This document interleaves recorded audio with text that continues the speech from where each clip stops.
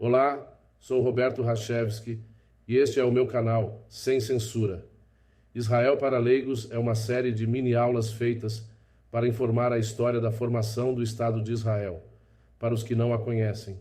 Desmistificar narrativas é o objetivo deste vídeo. Se engana quem acha que as terras onde se situa o Estado de Israel, reclamadas pelos palestinos, lhes foram roubadas. Não. Elas não foram roubadas. Não preciso contar sobre a longa história do povo judeu.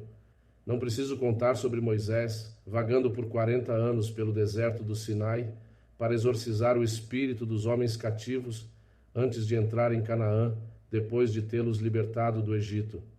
Não preciso contar sobre os feitos do rei David e do rei Salomão. Não preciso contar sobre o sofrimento imposto aos habitantes dos reinos de Judá e de Israel, pelos invasores assírios, babilônicos, persas, macedônios e, por último, pelos romanos que expulsaram os judeus de suas terras por sua insolência, dispersando-os pelo mundo. Não preciso contar o que aconteceu na Espanha e em Portugal durante a Inquisição, na Rússia, na Ucrânia e na Polônia, quando dos pogroms, na Alemanha, na Hungria, na Polônia, na França, com o Holocausto promovido pelos nazistas. Não preciso contar essa história, mas ela aí está, para quem quiser conhecê-la. O povo judeu é uma tribo que vive espalhada pelo mundo.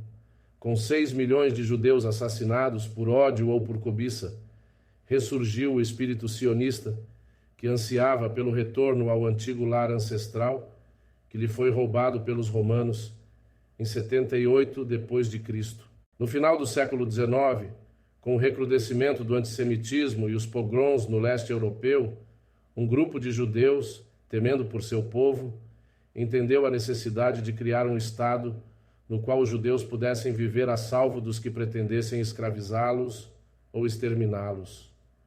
Assim se iniciou o movimento sionista e os planos para se construir refúgios para os judeus alhures. Para materializar tal propósito, os banqueiros judeus Moritz von Hirsch e Edmund Rothschild criaram fundos imobiliários com o objetivo de implementarem projetos nos quais famílias judaicas fossem assentadas.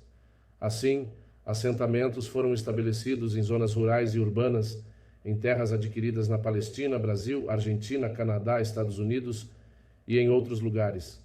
Como exemplo, as colônias de Philipson e Quatro Irmãos, no interior do Rio Grande do Sul, estabelecidas respectivamente em 1905 e 1921 pela Associação de Colonização Judaica, que havia sido criada pelo Barão Hirsch em 1896.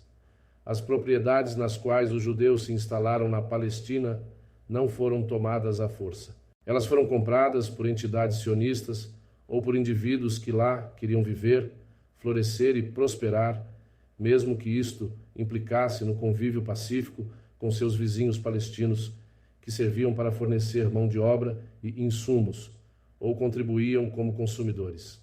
Edmund Rothschild, do ramo francês da família de banqueiros, foi o patrono do primeiro assentamento judaico nos domínios do Império Otomano, Petah Tikva, criado em terras a nordeste de Jaffa, compradas de 2 empresários cristãos. Selim Kassar, 350 hectares, e Antoine Bichar Atayan, 850 hectares. Respectivamente, em 1878 e 1879, com autorização do sultão otomano Abdul Hamid II. Os assentamentos de judeus vindos principalmente da Europa foram estabelecidos em vastas áreas, compradas em libras esterlinas ou francos franceses de seus proprietários árabes. Uma epidemia de malária eclodiu em 1880, forçando o abandono dos assentamentos em ambas as propriedades. Em 1883, Petah Tikva foi repovoada. A colônia se tornou estável quando o barão de Rothschild financiou a drenagem do pântano. David Ben Gurion viveu em Petah Tikva em 1906, onde trabalhou na colheita de laranjas até adoecer com malária e mudar-se para Jaffa. Outros vilarejos e colônias agrícolas foram criados nas terras compradas pelo barão de Rothschild. Assim começou a nascer o Estado de Israel.